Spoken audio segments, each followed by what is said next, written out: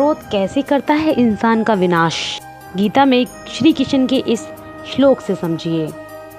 करीब 5000 साल पहले श्री कृष्ण ने कुरुक्षेत्र की युद्ध भूमि में गीता के परम पावन संदेश को जो दिव्य प्रकाश फैलाया, उसकी पवित्र रोशनी से आज भी न केवल भारत बल्कि समूचे विश्व के लोग अपना जीवन धन्य कर रहे हैं। भगवान श्री कृष्ण ने अर्जुन के माध्यम से संसार को गीता का उपदेश दिया था।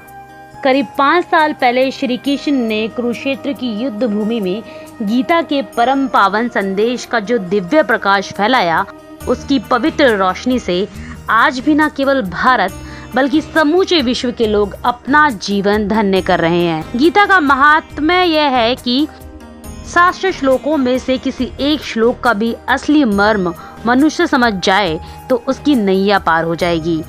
गीता के दूसरे अध्याय के 62वें और 63वें श्लोक में भगवान श्री कृष्ण ने कुछ विशेष बातें कही हैं।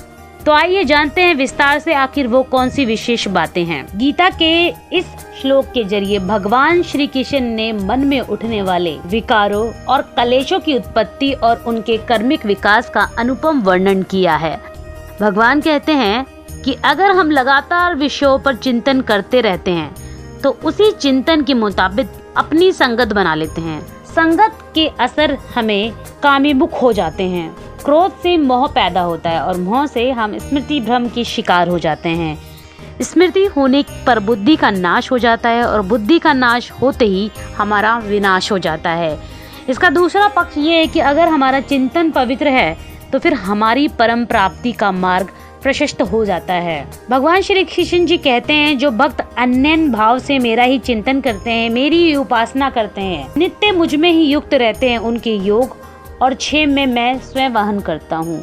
यहाँ योग का अर्थ पूर्व जन्मों के अच्छे कर्मों के योग से है, जबकि क्षेम तात्पर्य कुशलता से है। 18वें यानी आखिरी अध्याय के 66वें श्लोक में कृष्ण जी मुक्ति का अमोघ रास्ता भी बताते हैं। कृष्ण जी कहते हैं कि सभी धर्मों मंत्रों पथों को छोड़कर मेरी शरण में आ जाओ, मैं तुम्हें सभी पापों से मुक्त कर मोक्ष का प्रदान कर दूंगा। इसमें किंचित मात्र भी संदेह नहीं है।